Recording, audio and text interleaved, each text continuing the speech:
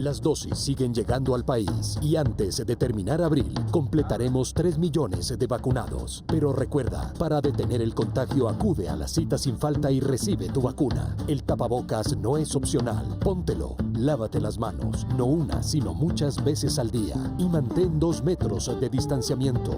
Es tu responsabilidad. El virus no se ha ido. Gobierno de Colombia. Colombianos, muy buenas tardes. Los saludo una vez más desde la Casa de Nariño, la casa de todos los colombianos, y le damos la bienvenida a nuestro espacio de prevención y acción, dándole gracias a Dios y pidiéndole siempre por nuestro país.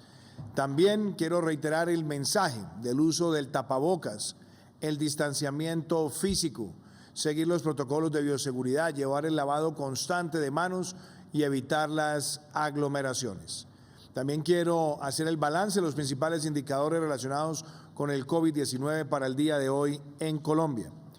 Colombia llega de manera acumulada a lo largo de esta pandemia a la cifra de 12.989.341 pruebas realizadas. Mañana estaremos cruzando el umbral de los 13 millones de pruebas, y el total de casos positivos acumulados a lo largo de la pandemia es de 2.468.236. Los recuperados son 2.336.356 y hoy se registraron 10.523 recuperados para un total de recuperados en porcentaje del 94.6%. También quisiera destacar que los casos activos en Colombia son 58.867, prácticamente 1.000 más que el día de ayer. Y muy importante también destacar que de las personas agredidas por esta enfermedad, el 96.4% ha estado atendido en casa, el 0.46% en algún nivel de hospitalización y el 0.09% en unidad de cuidado intensivo. También quisiera destacar que el día de hoy se adelantaron 44.246 pruebas y se han registrado 11.827 casos positivos para una positividad del 26.7%, donde el 72% de estos casos del día de hoy estuvieron concentrados en 5 municipios. Hoy se registraron 231 fallecidos por COVID-19 y le reiteramos el mensaje de solidaridad a las familias que han perdido a sus seres queridos. También destacando que el 74% de estos casos fatales del día de hoy estuvieron concentrados en 5 municipios. Algunos indicadores internacionales importantes: el mundo llega de manera acumulada a lo largo de la pandemia a 132.131.254 casos, donde los casos activos son 22.974.685, los recuperados son 75.065.178 y los fallecidos en todo el mundo son 2.865.932. También quiero empezar nuestro espacio de prevención y acción hablando de una historia de recuperación. Hoy el turno es para Carolina Guerra, ella es comunicadora y nos cuenta cómo fue agredida por esta enfermedad, cómo salió adelante y también qué recomendaciones le da a la familia colombiana. Esta es la historia de Catalina Guerra. Catalina Guerra, 51 años, consultora de comunicaciones, recuperada de COVID-19. Relata cómo iniciaron sus síntomas. El malestar comenzó como una gripa normal, sin estornudo, pero sí con tos, dolor de cabeza y un poco de fiebre. Pero se fue acentuando, se bajó la saturación, muchísima tos, malestar estomacal, dolor constante de cuerpo, fiebre. A los pocos días, tuvo que ser hospitalizada. Empecé mis cuidados en casa, pero muy rápidamente tuve que usar oxígeno. 2 picos de baja de saturación me llevaron a urgencias.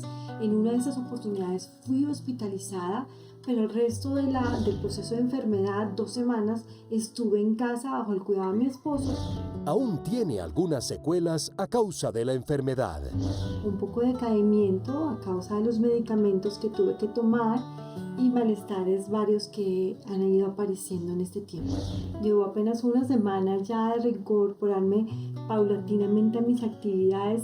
He ido dejando el oxígeno, lo uso a veces de noche. Hoy envía un mensaje a los colombianos. Creo que la mayor recomendación es seguir cuidándonos en casa y ser extremadamente cuidadosos en las medidas de bioseguridad recomendadas por el sistema médico y las autoridades. Es lo único que nos puede salvar la vida porque no sabemos cómo nos va a atacar el COVID. Con disciplina y autocuidado, también somos responsables con la vida. Y así como vemos que avanzan los procesos también de recuperación, obviamente siempre con la alerta de que nadie puede bajar la guardia, también es muy importante hacer referencia a cómo avanza la vacunación masiva, segura y gratuita. Nosotros debemos indicar que con el corte del día de ayer, Colombia ya llega a 2.479.671 vacunados. Esto es muy importante porque con las cifras de hoy ya estaremos cruzando el umbral de los 2,5 millones de vacunados y estamos trabajando intensamente para cumplir esa próxima meta que es antes del 17 de abril o hacia el 17 de abril llegar a los 3 millones de vacunados en nuestro país. Hoy el turno de la historia de vacunación es para Sergio Tobar. Sergio Tobar es una persona adulto mayor que nos cuenta la alegría de recibir su vacuna y también es el lindo mensaje que le envía a tantas personas para que tengan confianza en este necesario y urgente proceso. Sergio Tobar, de la vacunación, pues de acuerdo a la pandemia que está cubriendo todo el mundo, es necesario mandarse uno a vacunar. No sentí nada, el pinchacito normal, total, todo normal. El sistema que se está llevando aquí a Colombia es muy bueno. ¿Por qué? Porque se está cumpliendo con el manejo total dentro del país. Segundo, que es necesario aplicarse la vacuna, puesto que así está uno más seguro por su salud. Es muy conveniente, no hay que tenerle miedo, no hay que tenerle nada de nada, sino sencillamente mandarse uno a vacunar, que eso no duele y queda uno asegurado. Importante testimonio también de vacunación. Y hay un caso también importante que quiero compartir hoy, ese que tiene que ver con el PAEF, el programa de apoyo al empleo formal. El caso de hoy es el de Anandá Hotel Boutique en la ciudad de Cartagena, donde vemos cómo también el PAEF llega a este importante sector, subsidiando 40 o 50% del salario mínimo legal mensual para esos trabajadores de empleadores que vieron afectados sus ingresos 20% o más con ocasión a la pandemia del COVID-19. Este es un testimonio de cómo el PAEF sigue impulsando la protección del empleo y algo muy importante, contribuyendo a la reactivación de Colombia. A partir de marzo comenzamos un largo camino de protección, de concientización, sobre todo de mantener a nuestras familias protegidas, mantener a nuestros empleados protegidos. Anandá Baicosno se entera del beneficio del PAEF por todos los programas diarios que están presentando la presidencia y se vio reflejado también en el apoyo a través de las instituciones o entidades económicas o financieras como los bancos.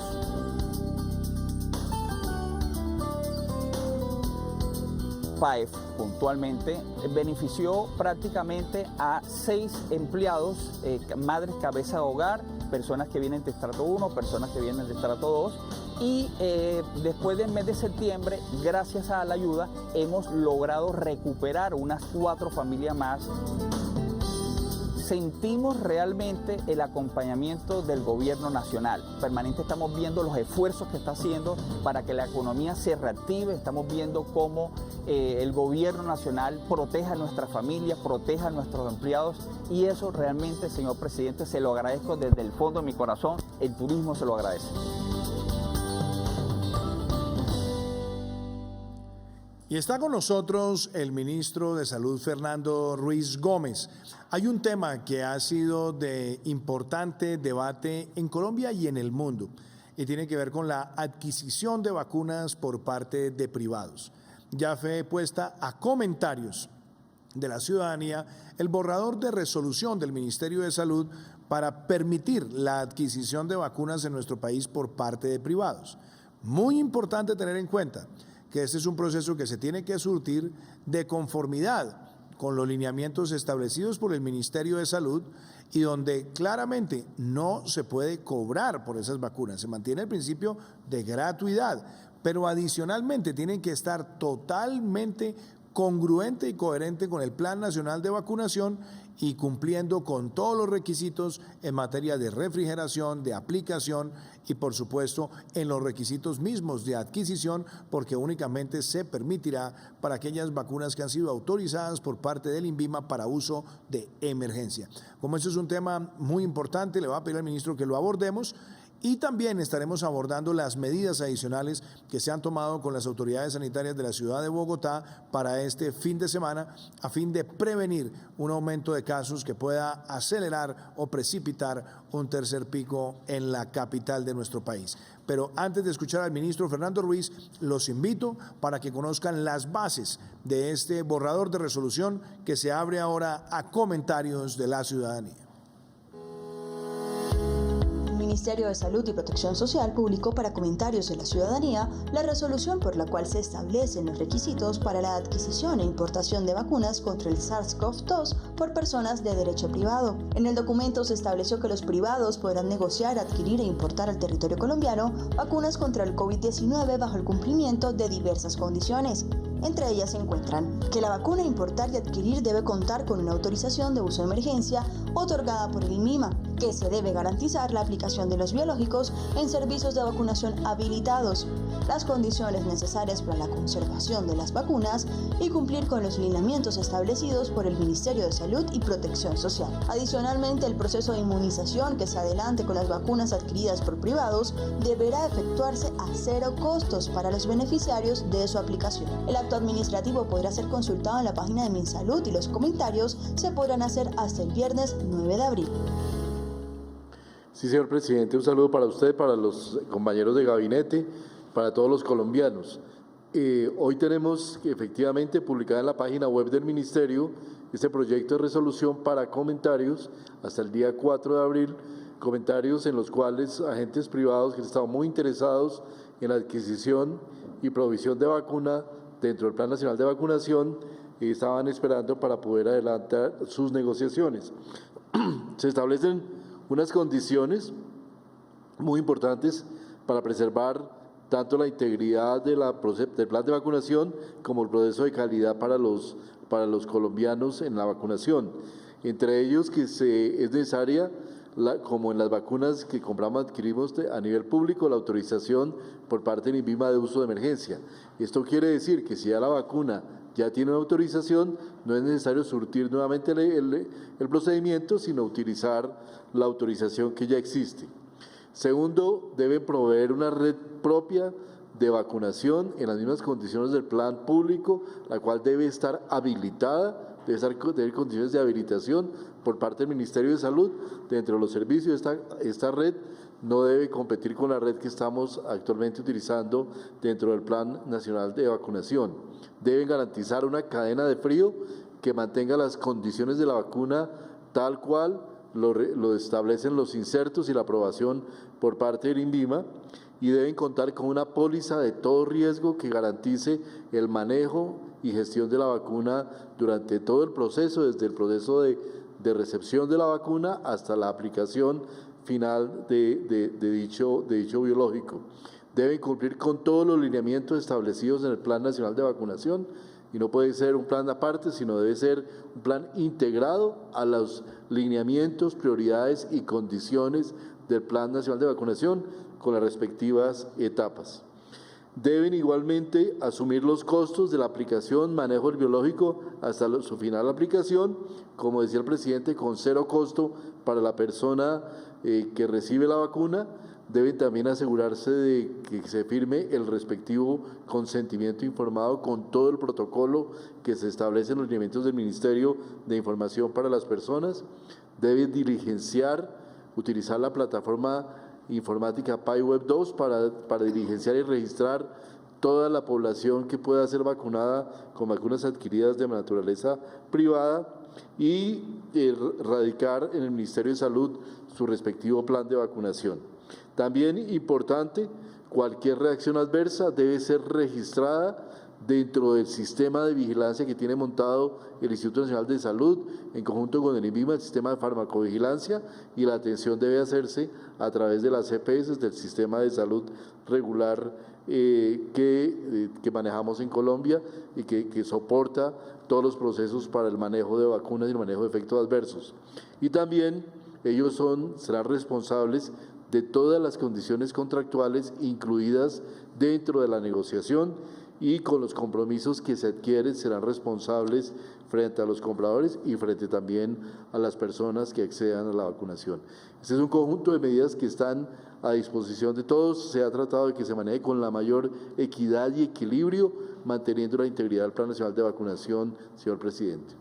Muchísimas gracias, ministro Fernando Ruiz. Y también muy importante que abordemos el tema de las medidas adicionales para la ciudad de Bogotá. Hemos tenido conversaciones con el Comité Asesor en materia epidemiológica y obviamente ellos acertadamente también hacen las siguientes observaciones. La ciudad de Bogotá es una ciudad que tiene una densidad poblacional grande, pero adicionalmente hay muchas personas que durante la Semana Santa estuvieron fuera, regresaron esta semana. Y por lo tanto, viendo también el aumento en algunas unidades de cuidado intensivo, si bien está en niveles que están dentro de la tolerancia que ha tenido la ciudad en algunos momentos que no generan una alerta roja, lo cierto es que ellos dicen que hay que tomar medidas de carácter preventivo para evitar una exacerbación y por lo tanto las medidas de aplicación de pico y cédula y también esta restricción a la movilidad que tendremos de manera generalizada durante el fin de semana son herramientas para restarle velocidad al virus y se hacen también dentro de los regímenes de excepciones contenidas en lo que han sido estas medidas en el pasado. Así que antes de entrar a estos detalles, ministro Fernando, los invito a que ustedes conozcan cuáles son estas decisiones que se han adoptado para la capital de la República. El Comité Asesor para la Respuesta a la Pandemia del Ministerio de Salud y Protección Social analizó el comportamiento del COVID-19 en la capital del país y la toma de medidas con el objetivo de disminuir el riesgo de contagio. De acuerdo a un análisis de médicos expertos, se determinó en Bogotá pico y cédula en la capital. Habrá restricción de la movilidad en la ciudad con excepciones reglamentadas a partir de las 12 de la noche del viernes 9 de abril hasta el martes 13 de abril a las 4 de la mañana. El PRAS deberá ser implementado con la realización de pruebas masivas a personas sintomáticas y sus contactos, reconstruyendo las cadenas, sabiendo que Bogotá tiene capacidad de hacer 26.000 pruebas diarias. Las personas que sean identificadas como casos confirmados y sus contactos estrechos deberán mantener el aislamiento de acuerdo a los lineamientos. Adicionalmente, el Comité Asesor hará una evaluación el martes de la próxima semana de la situación de Bogotá.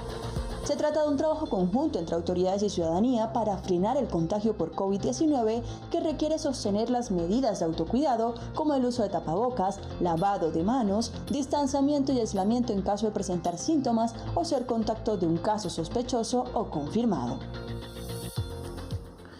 Este conjunto de medidas para Bogotá y para otras ciudades del país que se encuentran en el marco de la circular expedida el pasado sábado por parte del Ministerio del Interior y el Ministerio de Salud, representa una ampliación en particular para aquellas ciudades donde se ha evidenciado un crecimiento muy acelerado o muy rápido en la tasa de contagio y dentro de esas condiciones, en esta nueva circular aparece prácticamente únicamente la ciudad de Bogotá con esas condiciones y la ciudad se somete a un proceso que va hasta el martes 13, dentro del cual haremos una vigilancia del comportamiento de la ciudad en términos de epidemiología, en términos del número de casos y contagios que se van dando para el próximo martes 13, hacer nuevamente en el Comité Asesor una evaluación de las condiciones en que se ha desarrollado el contagio en estos días que vienen y poder evaluar qué medidas se tomarán a continuidad. Pico y cédula desde el martes 6 hasta el viernes 9, restricción de la movilidad a partir de las 12 de la noche del viernes 9 de abril hasta el lunes 12 de abril, a las 4 de la mañana y muy importante, se aprovechará este tiempo para establecer un PRAS, un programa de rastreo de contactos muy intenso que se llevará a cabo, que trataremos de llevar 26.000 pruebas diarias en la ciudad para establecer cuál es el real nivel de contagio en las diferentes localidades de la ciudad. El martes, como decía, haremos la evaluación y además es muy importante tener en cuenta que a pesar de la medida se puede y se debe concurrir a la vacunación de las personas que aparecen programadas aún durante los 3 días de restricción para poder recibir la vacuna y poder llevar adelante las acciones del Plan Nacional de Vacunación en la ciudad de Bogotá, al igual que en todas las demás ciudades del país. Gracias, ministro Fernando, y también lo quiero invitar a que contestemos algunas preguntas que nos han enviado los ciudadanos relacionados con el Plan Nacional de Vacunación. Veamos la primera pregunta del día de hoy. Buenas tardes, mi nombre es Fabián Nicolás Quijano Reyes y mi pregunta es, ¿cuáles son las recomendaciones para los pacientes con VIH, inmunosuprimidos, cáncer y entre otras enfermedades? Esa es una muy buena pregunta, ministro, que yo voy a dejar que ustedes del lado médico también la complemente, pero el mensaje que nosotros hemos dado es que, por supuesto, las personas que están altamente expuestas a este virus son las personas que tienen preexistencias y comorbilidades, y claramente lo que se ha dicho es, si hay personas que tienen enfermedades como VIH, SIDA o si tienen cáncer, perfectamente pueden vacunarse y también que tengan otras patologías. Siempre es bueno tener algún tipo de conversación con el médico tratante si es que está en algún tratamiento especial o adicional, pero no hay en este momento ninguna contraindicación que impida que el proceso de vacunación se desarrolle. En el caso de inmunodepresión, yo creo que ahí hay siempre que tener el comentario, la guía del médico tratante, pero en líneas generales el mensaje para la ciudadanía es que hay que vacunarse. Ministro Fernando. Sí, presidente, claro, como usted lo expresa, importante aquí, no solamente es posible vacunarse para personas con cáncer, VIH, sino es recomendable. El cáncer está entre las comorbilidades en las cuales se recomienda la vacunación, siempre a pesar de que se encuentre la persona en radioterapia y quimioterapia, hacer su proceso de vacunación. Muy importante contar con el apoyo de su médico tratante para que pueda tener mayor tranquilidad, pero aún sin ello es recomendable una contraindicación para la vacunación. ¿Qué otra pregunta tenemos? Buenas tardes, señor presidente. Mi nombre es Cristina Castro. Mi pregunta es, ¿cuáles son los principales efectos secundarios de las vacunas y cómo se pueden tratar? En líneas generales, Cristina, y es una muy buena pregunta, los síntomas que se puedan presentar de alguna reacción son leves, un dolor en el brazo, de pronto alguna pequeña alergia, pero en lo que nosotros hemos visto hasta ahora, ya nos estamos acercando a los 2,5 millones de vacunados, es que realmente el proceso ha fluido bien. Cuando se ha presentado algún tipo de molestia, se está haciendo la observación después de que las personas pasan por la aplicación y eso nos permite también hacer un monitoreo exhaustivo. Pero desde el punto de vista médico, ministro Fernando, yo creo que de esos casi ya 2,5 millones de personas vacunadas, tenemos en este momento un buen mensaje con respecto a las reacciones que han tenido la ciudadanía. Sí, señor presidente, en general la gran mayoría de las reacciones alérgicas han sido reacciones de tipo alérgico, dolor local, han sido reacciones muy ligeras y obviamente muy importante para los colombianos conocer que nosotros llevamos un sistema de vigilancia por parte del Instituto Nacional de Salud y el INVIMA que hace seguimiento de todo el proceso, que reporta caso a caso, se hace análisis y efectivamente incluso se hace un reporte a nivel internacional sobre los posibles efectos secundarios. El INVIMA da autorización de uso de emergencia y el INVIMA puede generar reportes o advertencias en caso de que la literatura científica muestre que hay efectos secundarios nocivos importantes. ¿Qué otra pregunta tenemos? Buenas tardes, señor presidente. Mi nombre es Enid Vera Osorio. Mi pregunta es, ¿siguen aplicando las demás vacunas o solo están aplicando las del COVID-19?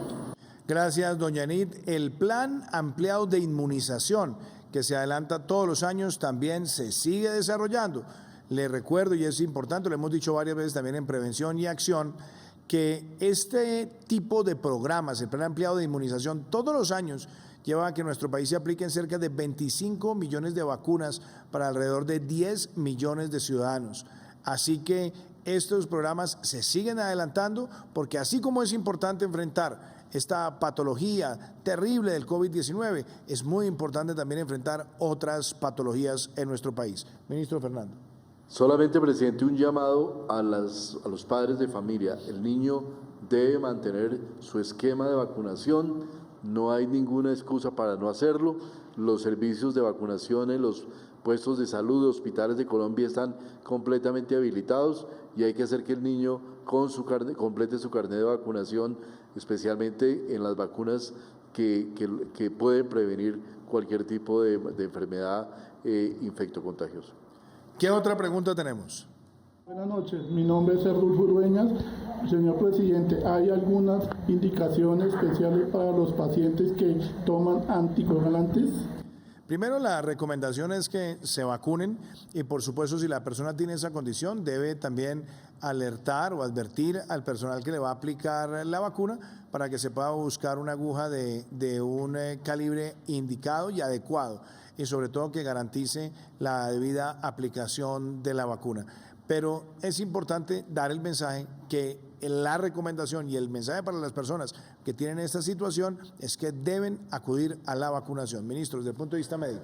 No hay ninguna contraindicación, a no ser que el médico tratante específicamente se la plantea al propio paciente, en cuyo caso, si se puede diferir, se puede llevar a cabo la reprogramación para llevar a cabo la respectiva vacunación de este tipo de pacientes. ¿Qué otra pregunta tenemos? Buenas tardes, señor presidente. Mi nombre es Fernando Cuadros. La pregunta que tengo es la siguiente.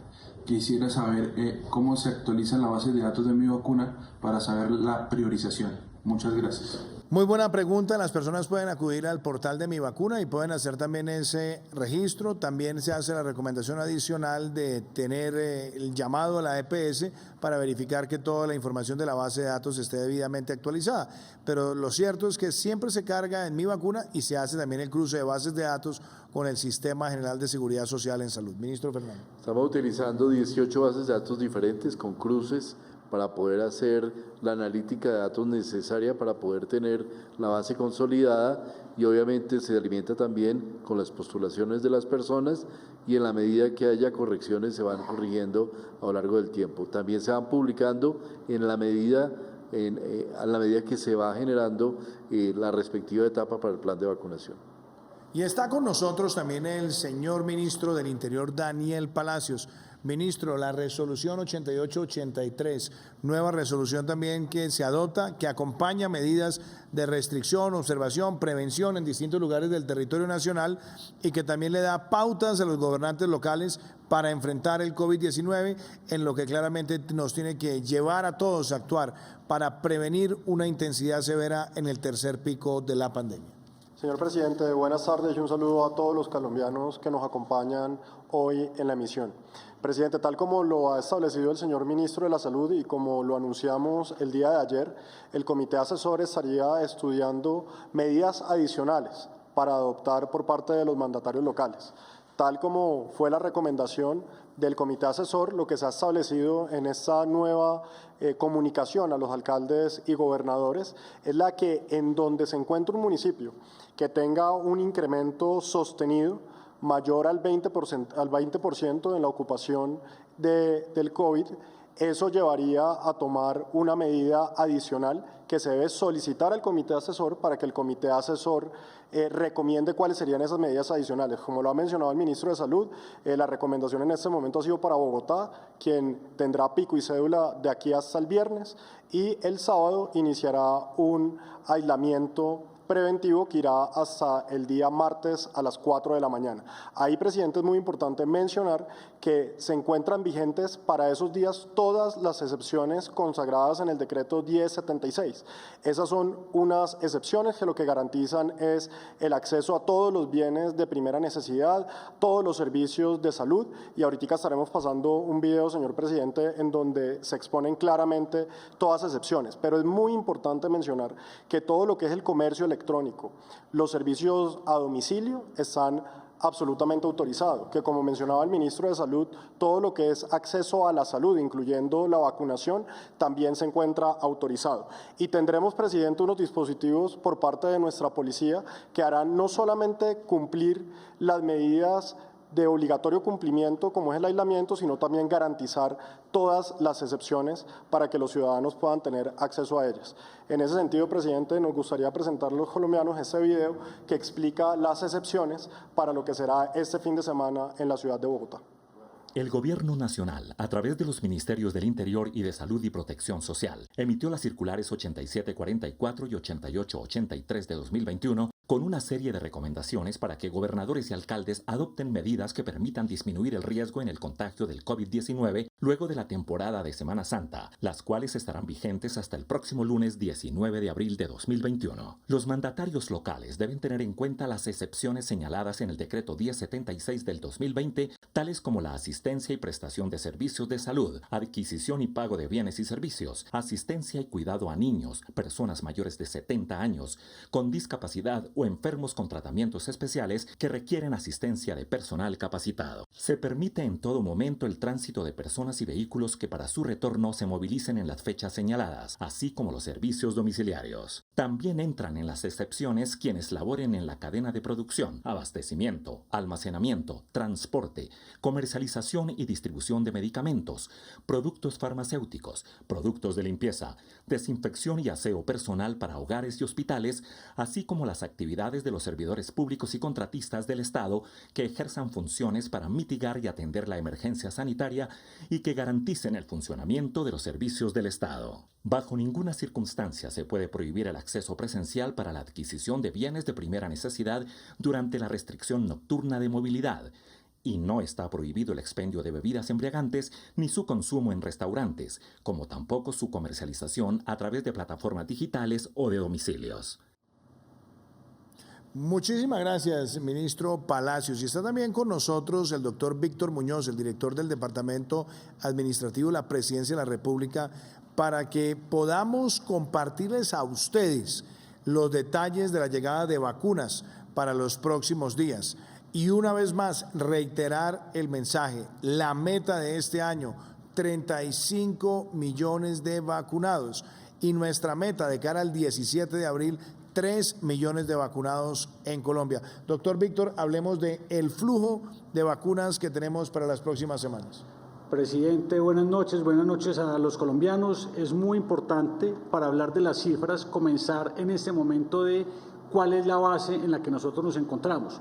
Lo primero hay que mencionar que en el país a la fecha han llegado 3.743.944 dosis de las diferentes farmacéuticas, 2.500.000 de Sinovac, 244.000 de AstraZeneca, 999.000 de Pfizer. Esto es muy importante porque a la fecha, como lo mencionaba el presidente, ya hemos vacunado 2.479.671. ¿Esto qué significa? Que en este momento tenemos disponibilidad de 1.264.000 dosis, básicamente para lo que son segundas dosis en la mayoría de casos y primeras dosis en el caso de la vacuna Pfizer. Esto es fundamental porque esto hace parte que se cumple con el cronograma y el plan que está establecido. De igual manera, recordar las fechas. Entre el 17 de febrero y el 17 de marzo, en 28 días, se logró 1 millón de vacunados. Entre el 18 de marzo y el 31 de marzo, en 14 días, se llegó a la cifra de 2 millones de vacunados. Y entre el 1 de abril al 17 de abril, en una etapa que tomará 17 días, básicamente tomando los días que tuvimos de Semana Santa, lograremos llegar a los 3 millones de vacunados, lo que significa que tenemos el volumen de dosis necesarias y el ritmo para seguir avanzando. ¿Cómo ha sido la llegada de dosis al país? En el mes de febrero y el mes de marzo cumplimos la llegada tanto de las farmacéuticas Pfizer, Sinovac y Covax para un total de 3.436.000. Esto es muy importante, se cumplió el cronograma que se tenía establecido con las farmacéuticas, pero aquí hay que hacer una mención fundamental y es que todas las semanas con el equipo del Ministerio de Salud, con el Ministerio de Comercio, se está trabajando con los diferentes fabricantes para establecer cómo es ese flujo de las siguientes semanas, porque semana a semana se van ajustando tanto los volúmenes como los cronogramas de despacho del mundo, porque no olvidemos que en el mundo estamos en un mercado de agotados y que en este momento hay una competencia por la distribución. Cuando nos vamos hacia el mes de abril, en este momento, para mencionar, ya tenemos el primer despacho que nosotros ya lo vimos llegar al país de 280.800 dosis de la farmacéutica Pfizer, y en los próximos días estaremos recibiendo nuevamente un despacho de la farmacéutica Pfizer y de la farmacéutica Sinovac. Esto nos permite a nosotros sumarnos al volumen de vacunas que ya tenemos de 1.200.700.000 adicionales, que nos va a permitir a nosotros garantizar el flujo y la continuidad de lo que tenemos. Es muy importante, e insisto mucho, en el tema de la programación por semanas, donde nosotros tenemos en este momento unos acuerdos que llegan a los cerca de 8 millones de dosis en el mes de abril, que se van confirmando semana a semana en función de la disponibilidad de las farmacéuticas. Ante algunas preguntas que aparecían el día de hoy, frente a ajustes que se hacen en la programación o en el uso de algún tipo de biológico en el proceso de vacunación, esto es normal. Todos los días viernes, en un puesto de mando unificado liderado por el Ministerio de Salud, se hacen ajustes en términos de volúmenes de despacho a los entes territoriales, pero también en términos de priorización en función de si hay modificaciones en los tiempos y volúmenes de llegada. Esto hace parte de ese proceso que es dinámico, que es continuo. Por aquí el mensaje es: se están cumpliendo los cronogramas, la fecha el 17 de abril de los 3 millones de vacunados lo vamos a cumplir, y vamos a seguir con las farmacéuticas trabajando día a día para garantizar tener en el año 2021 los 35 millones de vacunados en el país. Muchísimas gracias, doctor Víctor. Y también nos han llegado preguntas de la ciudadanía relacionadas también con otros temas que hacen parte de la agenda social del Estado. ¿Qué pregunta tenemos hoy? Buenas tardes, presidente. Me gustaría saber qué es el Fondo Solidario para la Educación y cómo se benefician los padres y los estudiantes. Muy buena pregunta. El Fondo Solidario nació en esta pandemia, fue creado con recursos del FOME y nos ha permitido atender necesidades de padres de familia y también de estudiantes para prevenir la deserción y para ayudar económicamente a los más vulnerables. Y por supuesto nos ha permitido llegar a casi 700.000 estudiantes de la educación pública universitaria que han tenido este apoyo de gratuidad en la matrícula. Lo tuvimos el semestre pasado, lo tenemos este semestre, y también, de hecho, en la transformación social sostenible queremos extenderlo. Y muy importante, porque uno de los temas que también queremos tratar hoy es con la ministra de Educación, María Victoria Angulo, para hablar del Fondo de Solidaridad y para hablar también sobre el modelo de alternancia, también en medio de muchas decisiones que se han tomado en algunos lugares de nuestra geografía nacional donde tenemos presión por aumentos de casos. Pero antes de entrar a esa materia, quiero que ustedes conozcan el testimonio de Paula Gualteros, beneficiaria del Fondo de Solidaridad Educativo. Mi nombre es Paula Andrea Gualteros Santana, tengo 24 años, actualmente estudio en la Universidad del Tolima, sede SUBA, y estudio licenciatura en Literatura y Lengua Castellana. Yo me enteré del Fondo Solidario básicamente por información que nos entregó la universidad. Siempre esa información fue con imágenes por WhatsApp, promocionando también por parte de la página de la universidad y básicamente también de los docentes. Aplicar el fondo fue muy fácil, súper fácil. Nos dijeron que teníamos que enviar fotocopia de la cédula y ya. Bueno, básicamente ha sido de gran utilidad para mí, para mi familia, ya que pues he podido continuar mis estudios y no aplazar semestre como muchos compañeros de otras universidades tuvieron que hacerlo por el tema de la pandemia.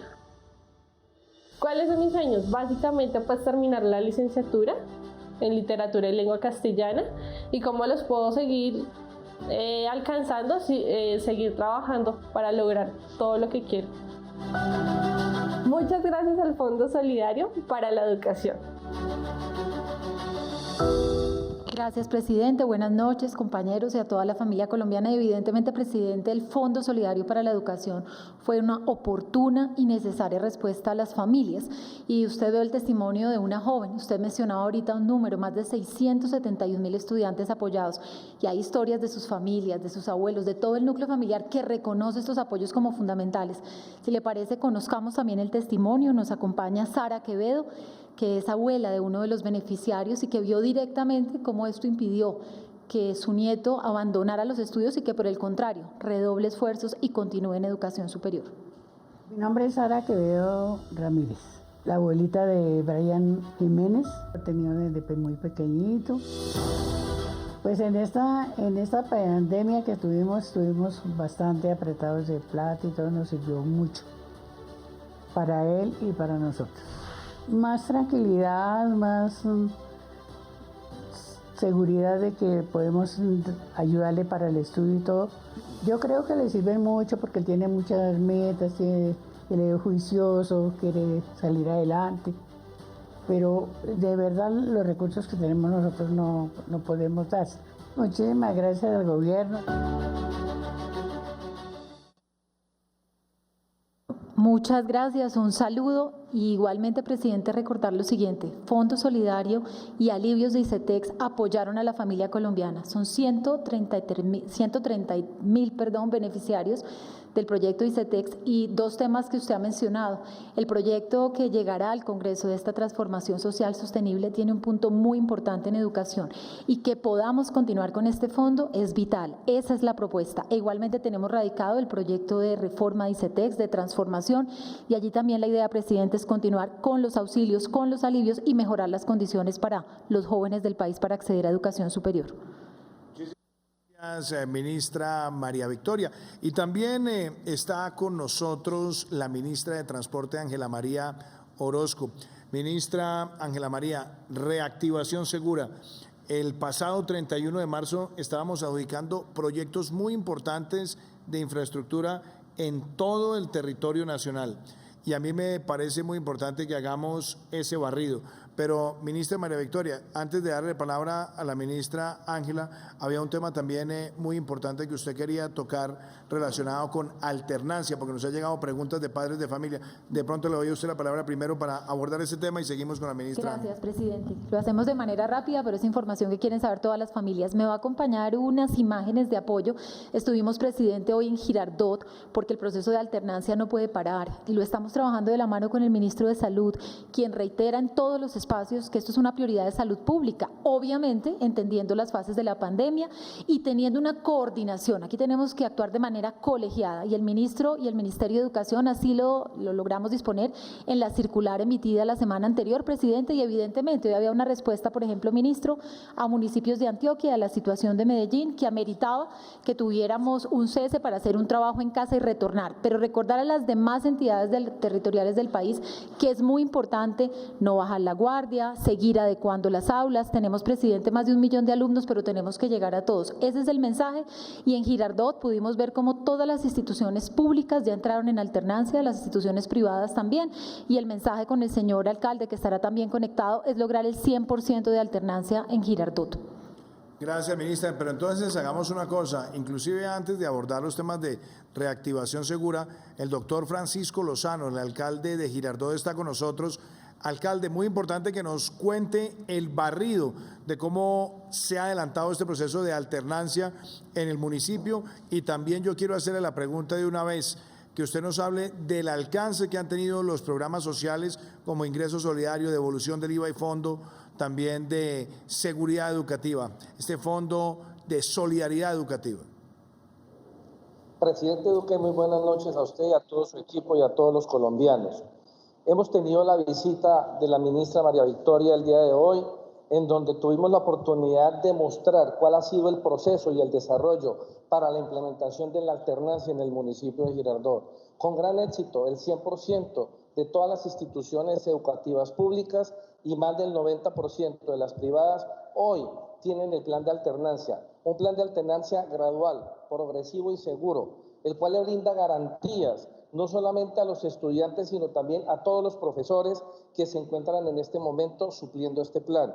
Hemos podido hacer un proceso desde el mes de octubre, cuando nosotros seguimos cada uno de los direccionamientos dados por el gobierno nacional. Desde ese momento hasta el día de hoy, por medio de un decreto el 30 de octubre, en donde creamos un comité de 16 miembros que comprenden todas las personas que forman parte de la educación pública y privada del municipio, incluyendo el SENA.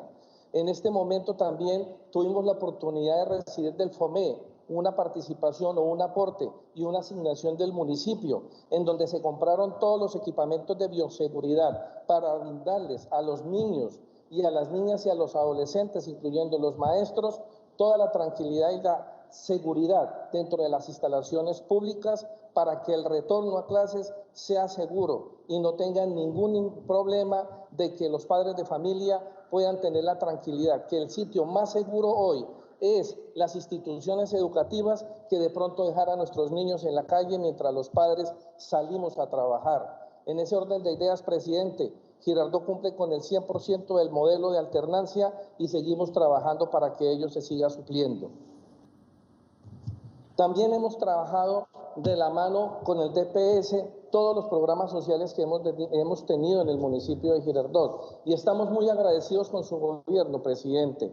El ingreso solidario que nace precisamente de la época de pandemia hoy ha beneficiado a más de 2.600 familias girardoteñas con un ingreso de 160.000 pesos mensuales, del cual hemos recibido a partir de ese momento 5.217 millones de pesos del gobierno nacional.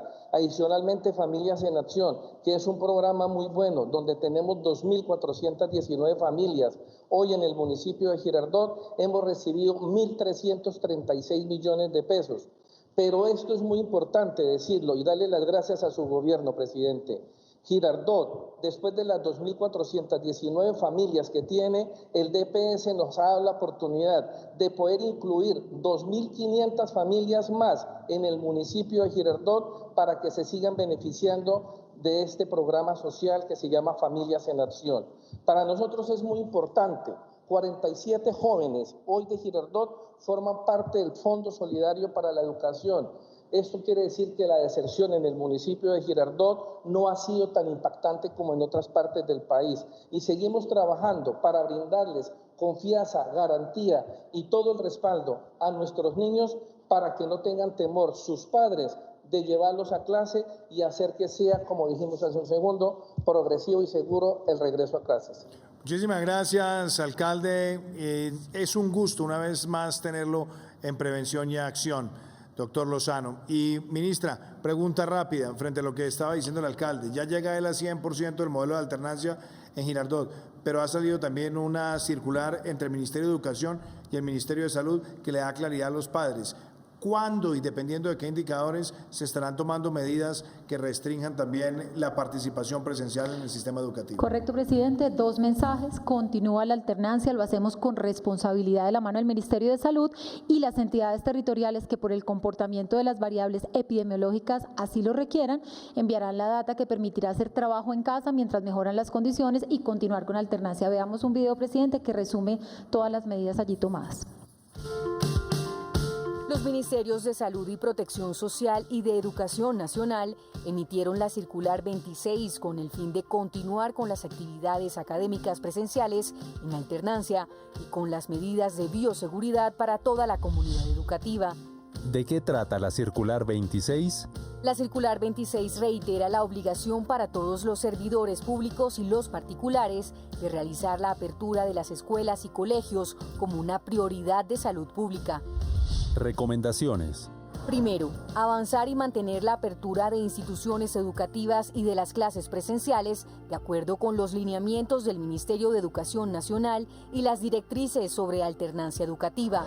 Segundo, continuar de manera cierta, segura y decidida la implementación de los protocolos de bioseguridad al interior de las instituciones educativas. Tercero, reconocer y prevenir los impactos en la salud que genera el cierre de las instituciones en los niños, niñas y adolescentes. Cuarto, en casos en los que se presenten brotes al interior de las instituciones, la Secretaría de Salud determinarán las acciones pertinentes para suspender temporalmente las actividades por el tiempo mínimo. Antecedentes. Desde 2020 se han transferido recursos por más de 400.000 millones de pesos a las entidades territoriales certificadas para la implementación de la alternancia en el país. Gracias, ministra María Victoria. Y ministra Ángela, entonces, vías para la legalidad, estos proyectos que fueron licitados y adjudicados el pasado 31 de marzo, proyectos que van a generar empleo y transformación en varias regiones del país. Antes de escucharla, quiero que todos ustedes en sus casas vean este importante grupo de proyectos que van a contribuir a la reactivación de nuestro país. El Gobierno Nacional y las entidades del sector transporte continúan hablando con hechos y recorriendo el camino de la reactivación económica del país. A través del Instituto Nacional de Vías adjudicamos 15 obras de infraestructura de la línea Vías para la Legalidad y la Reactivación de las Regiones Visión 2030 del programa Compromiso por Colombia. Para su ejecución tenemos garantizados recursos por 9,2 billones de pesos, algo sin precedentes en la historia de la infraestructura colombiana. Con las obras de esta línea, además de transformar la movilidad e impulsar la competitividad de las regiones, generaremos desarrollo para los colombianos, con la creación de cerca de 66.000 nuevos empleos, ratificando nuestra misión de desarrollar infraestructura con altos índices de rentabilidad social. Así, paso a paso, avanzamos en la construcción de una Colombia con equidad y paz con legalidad, construyendo un mejor futuro para todos. Así es, señor presidente, colegas de gobierno, colombianos que hoy nos acompañan, cumpliendo con su compromiso por Colombia de los 50 proyectos del INVÍAS, donde a 31 de diciembre adjudicamos los primeros 27 proyectos que ya están en obra, generando 40.000 empleos en más de 15 departamentos del país. La semana pasada se adjudicaron 16 de los 22 proyectos de Vías para la Legalidad, que son proyectos que de alguna manera colman esperanzas de muchos años de los colombianos, que tienen presupuesto de 9.2 billones de pesos y que adicionalmente generarán alrededor de 66.000 empleos en 4 zonas geográficas del país, construyendo 1.260 kilómetros de carreteras. En la región de Amazonas y Orinoquía fueron 4 proyectos por más de 1.1 billones de pesos. La conexión Pacífico-Orinoquía, Puerto Arimena del Viento Juriepe-Puerto Carreño por 205.900 millones de pesos. La troncal de la Orinoquía, San José del Guaviare, Calamar, El Retorno por casi 180.000 millones de pesos. La transversal de la Macarena, Mesetas, La Uribe, culminar la pavimentación del corredor por 328.000 millones de pesos. Y Neiva, San Vicente del Caguán, San Vicente del Caguán, Florencia por casi 400.000 millones de pesos en Amazonas y Orinoquía, generando esos 4 proyectos alrededor de 13.000 empleos en la región. En los departamentos de Cauca y Huila hablamos de 2 proyectos, el corredor del Paletará por 300.000 millones de pesos para finalizar la pavimentación de la vía, generando una solución sostenible para el Parque Nacional de Puracé, y también el anillo del macizo colombiano, la pavimentación de 75 kilómetros de vía que conecta La Sierra, La Vega, San Sebastián y Bolívar por alrededor de 310.000 millones de pesos. Ahora bien, también está la variante San Francisco-Mocoa, gran conectividad, la finalización de esos 27 kilómetros que van a conectar los departamentos de Nariño y Putumayo. Hablamos de 1.1 billones de pesos, de 61 puentes, 11 túneles, 27 kilómetros faltantes de pavimentación, generando 3.300 empleos en esos departamentos. E igualmente los proyectos del Pacto Bicentenario, ya que estamos hablando de 6 proyectos. La ruta de los comuneros, Zipaquirá, Barbosa, la doble calzada por 465.000 millones de pesos. La transversal de Boyacá, Puerto Boyacá, Chiquinquirá, Tunja por 360.000 millones de pesos, la vía de la soberanía, Lejía Saravena por 362.000 millones de pesos, la ruta de los Libertadores, Belén Pan de Ariporo por 323.000 millones de pesos, Duitama Charalá San Gil por 310.000 millones de pesos y Badondo Labranza Grande Yopal por 138.000 millones de pesos, cubriendo los departamentos de Arauca, Boyacá, Casanare, Cundinamarca, Santander y Norte del Santander en esa ruta libertadora que fue fundamental y que se va a recuperar generando 22.000 empleos en toda esa zona del país. Y finalmente algo muy importante, no solo para los 5 proyectos de 4G que atraviesan el departamento de Antioquia y que conectan el departamento con las costas Pacífica y Caribe, porque los va a conectar, que son el túnel Guillermo Gaviria Echeverry, los accesos, hablamos de adjudicaciones por 800.000 millones de pesos por 2 lados, la vía Santa Fe de Antioquia por 418.000 y por la vía Cañas Gordas por 390.000 millones, por una longitud de 19 kilómetros, hablamos de 11 túneles, 13 puentes vehiculares, 4 falsos túneles, 12.5 kilómetros de vía a cielo abierto, son en total 808.000 millones y en el transcurso del año también sacaremos a licitación lo que son los equipos electromecánicos del túnel completo para un total de 1.4 billones de pesos, generando casi 5.000 empleos en ese proyecto en la región. Aquí le está usted cumpliendo al país, no solamente reactivando la economía de manera segura, saldando deudas históricas para llevar mayor equidad al país en la medida en que la conectividad genera esa mayor equidad y cumpliendo y honrando día a día los compromisos que ha asumido con los colombianos. Este jueves 8 de abril se estarán adjudicando 3 proyectos más, Santa Lucía Moñitos, la conexión Alta Guajira y la conexión troncal central del norte, y los últimos 3 proyectos estarán entregándonos los estudios para adjudicar en el segundo semestre de este año.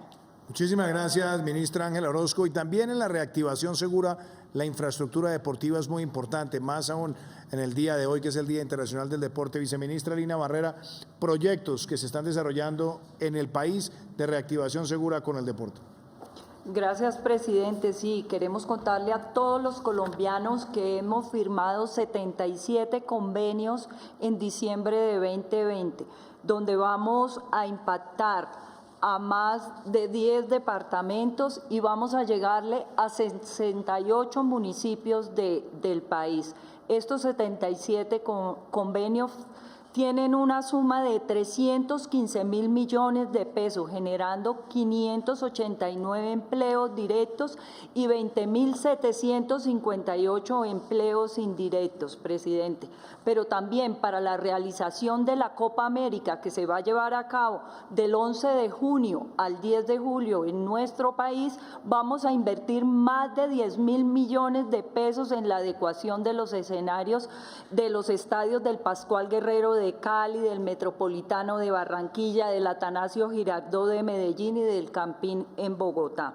Y para la realización de los Juegos Bolivarianos, presidente, que se van a realizar en Valledupar del 24 de junio al 5 de julio, vamos a invertir alrededor de 43.600 millones de pesos, presidente, para la construcción del Coliseo de Gimnasia, del Coliseo de Fútbol Sala, del complejo acuático y de un coliseo de baloncesto por valor de 12.500 millones de pesos, que lo vamos a hacer en conjunto con el Departamento de Planeación Nacional. Pero también, presidente, vamos a entregar 4 sacúdetes, 2 en Valledupar, 1 en Neiva y 1 en Fresno, Tolima, y ya estamos ejecutando 20.000 millones de pesos para la reconstrucción de escenarios deportivos en San Andrés y Providencia a través de Findeter. Y para cumplir los acuerdos del paro de Buenaventura, ya vamos a firmar convenio con el municipio de Buenaventura por 35.000 millones de pesos para la construcción del estadio Mariano Klinger. Marino Klinger, muchas gracias. Marino Klinger. Muchas gracias, viceministra Lina María Barrera. Y eso es todo por hoy en Prevención y Acción. Mañana también estaremos hablando sobre el programa de vacunación masiva en el país, los mecanismos de prevención, todo lo que debemos observar en las próximas semanas. Son semanas de grandes retos y desafíos, pero entre todos lo podremos sacar adelante. Más aún cuando vemos lo que está ocurriendo en nuestros países, nuestra precaución, nuestra prevención y nuestra acción en el comportamiento es fundamental. Los dejo con este mensaje de autocuidado y los veo mañana a las 6 de la tarde. Muchísimas gracias, que Dios los bendiga. Protejamos a nuestros adultos mayores. Mientras completamos el plan de vacunación, sigamos cuidándonos para evitar más contagios. Una dosis no significa inmunidad. El COVID sigue presente entre nosotros. Es tiempo para cuidarnos y proteger a los más vulnerables.